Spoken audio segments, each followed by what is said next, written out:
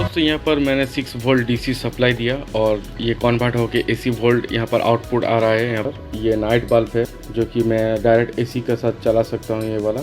तो ये अगर मैं यहाँ पर टच करूँ तो ये शॉक लग सकता है यहाँ पर, क्योंकि एसी वोल्ट जनरेट हो रहे हैं। और दोस्तों यहाँ पर 6 वोल्ट सप्लाई दे रहा है, अगर आप यहाँ पर 12 वोल्ट सप्लाई दोगे तो और अच्छा परफॉर्म मिलेगा। फिलहाल मेरे पास 6 वोल्ट एडेप्टर है, इसलिए मैं ये सप्लाई दिखा रहा हूँ। 6 वोल्ट में ऐसा पावर आ रहा है यहाँ पर। तो वीडियो अगर अच्छा लगे तो चैनल को प्लीज़ सब्सक्राइब कर लीजिएगा और वीडियो को ज़रूर लाइक कीजिएगा। फिर मिलते हैं एक नया ट्यूटोरियल के साथ।